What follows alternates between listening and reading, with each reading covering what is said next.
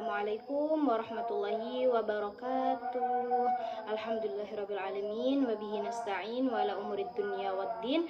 Wassalatu wassalamu ala asrafil anbiya'i wal mursalin Sayyidina Muhammadu wa ala alihi wa sahbihi wa barik wa sallim ajma'in. Amma ba'du.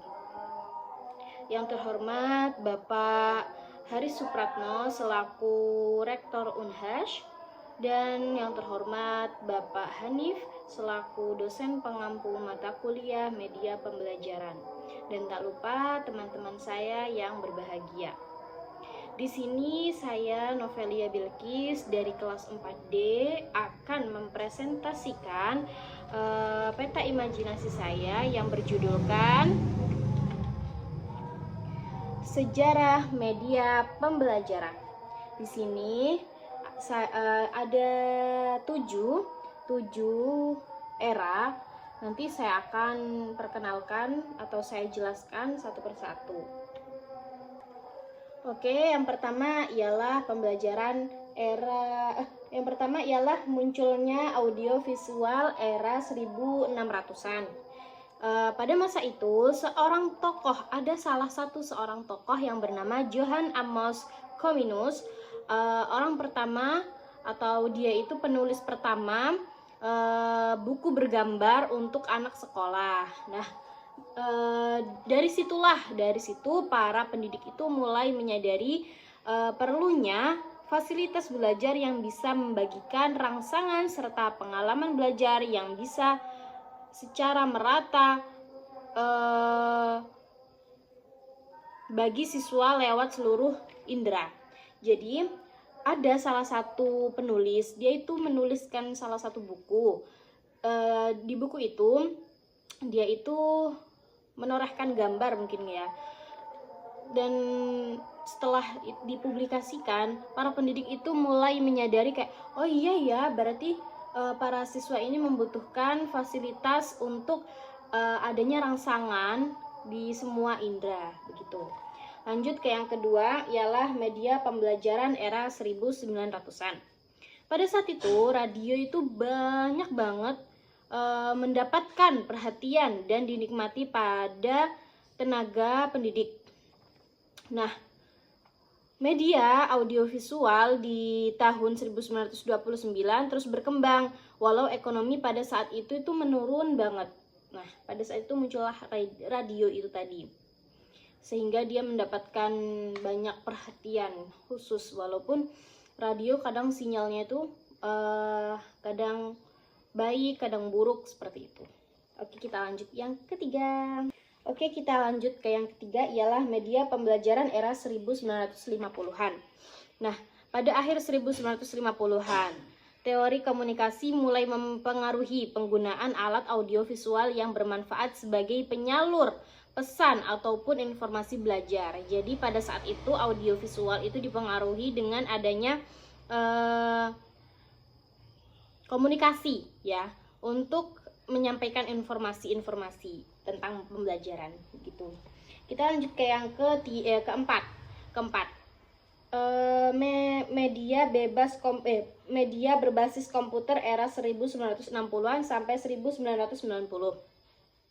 Pada tahun 1965 sampai 1970, pendekatan sistem mulai menampakkan dampaknya dalam aktivitas pembelajaran dan kegiatan pendidikan. Nah, pada saat itu muncullah ini ya, berbasis komputer itu. Lanjut ke yang kelima, ialah pembelajaran era learning era 1990-an sampai 2000-an, sekitaran segitu ya. Penggunaan komputer yang semakin meluas mengakibatkan munculnya sistem manajemen pembelajaran yang berbasis kompetensi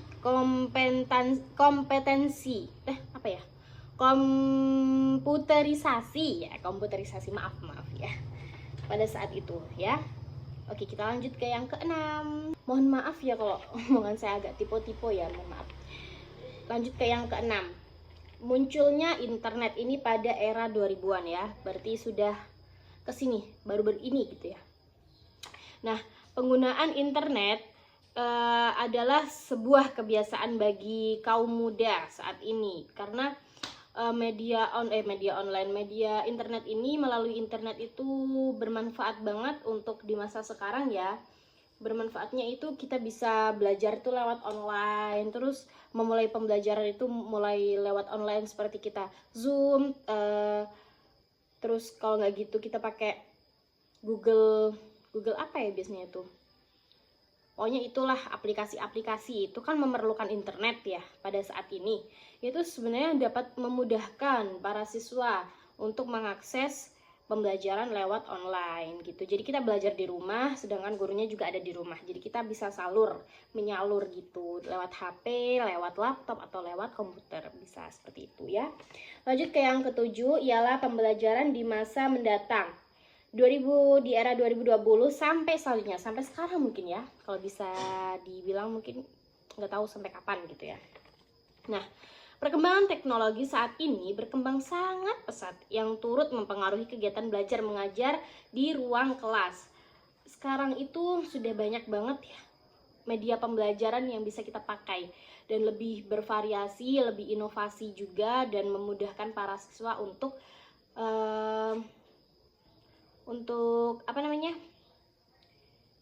memudahkan siswa untuk memahami pelajaran yang dia pelajari, seperti itu. Oke, mungkin cukup sekian dari penjelasan saya, dari pemaparan peta imajinasi saya. Apabila saya ada salah kata atau kurang dalam menjelaskan atau salah dalam menjelaskan, saya memohon maaf yang sebesar-besarnya. Karena kesalahan itu milik saya dan kebenaran itu milik Allah. Karena saya juga sedikit tipu-tipu tadi ngomongnya ya, saya memohon maaf. Apabila ada kurang-kurangnya, saya memohon maaf. Saya Novelia Bilqis, memohon maaf yang sebesar-besarnya. Wassalamualaikum warahmatullahi wabarakatuh. See you di next pembelajaran kita. Bye-bye.